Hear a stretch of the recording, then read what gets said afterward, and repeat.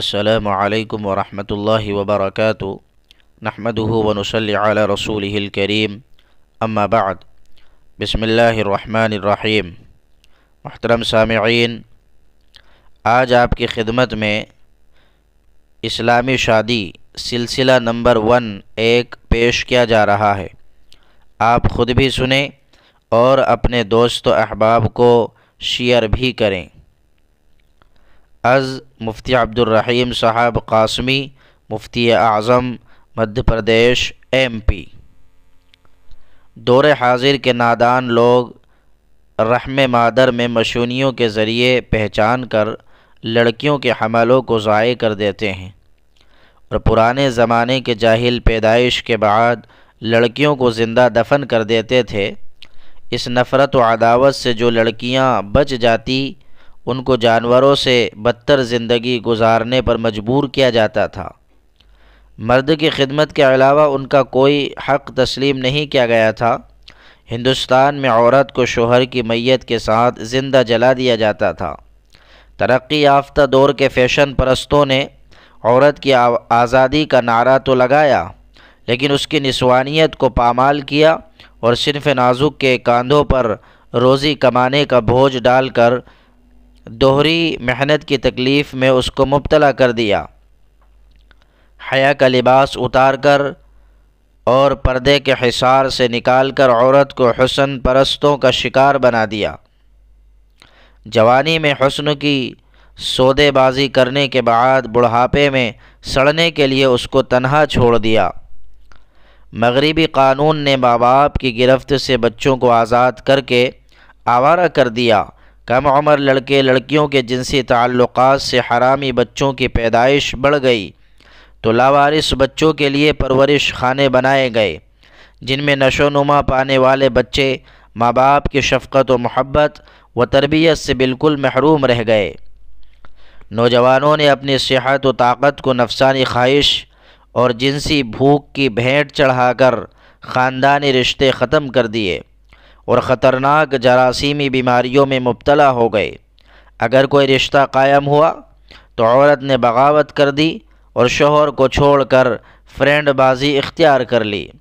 اس کے نتیجے میں کوئی بیماروں کی دیکھ بھال کرنے والا اور بوڑھوں کا سہارا نہیں رہا۔ اس لیے بوڑھے خانے بنائے گئے، جن میں بوڑھے لوگ نوکروں کے رحم و کرم پر دم توڑتے ہوئے نظر آتے ہیں۔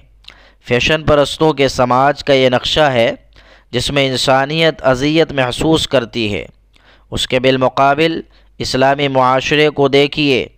حضور صلی اللہ علیہ وسلم نے لڑکیوں کی پرورش پر جنت کی خوشخبری دی، ماؤں کے قدموں کے نیچے جنت بتلا کر خدمت کا جذبہ پیدا کیا، میاں بیوی کے درمیان پائیدار محبت قائم کرنے، فطری خواہش پوری کرنے، انسانی نسل کو باقی رکھنے اور نام و نسب کو محفوظ رکھنے کے لیے نکاح کا پاکیزہ سلسلہ جاری کیا۔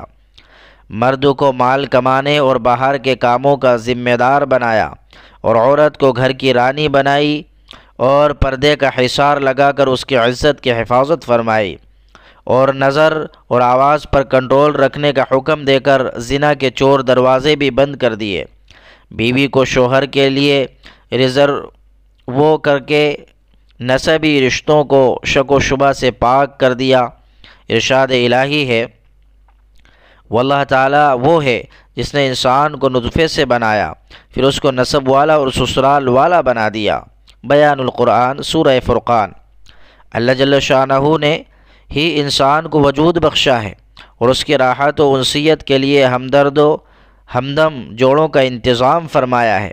ارشاد الہی ہے، اور اس کی قدرت کی نشانیوں میں سے یہ امر ہے کہ اس نے تمہارے فائدے کے واسطے تمہاری جنس کی بیویاں بنائی، اور فائدہ یہ ہے تاکہ تم کو ان کے پاس آرام ملے، اور تم میاں بیوی میں محبت اور ہمدردی پیدا کی۔ اس امر مذکور میں بھی ان لوگوں کے لیے قدرت کی نشانیاں ہیں جو فکر سے کام لیتے ہیں۔ اسی قانون فطرت کی وضاحت کرتے ہوئے ہادی عالم حضرت محمد مصطفیٰ صلی اللہ علیہ وسلم نے ارشاد فرمایا کہ پوری دنیا وقتی نفع پہنچانے والی چیز ہے، اور دنیا کی نفع بخش چیزوں میں بہترین چیز نیک عورت ہے۔ صحیح مسلم۔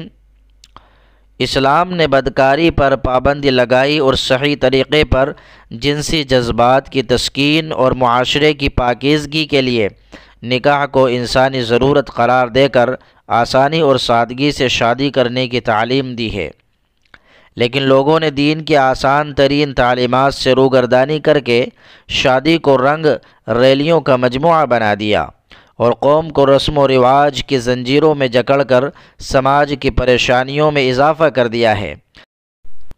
وآخر دعوانا ان الحمد للہ رب العالمین۔ السلام علیکم ورحمۃ اللہ وبرکاتہ۔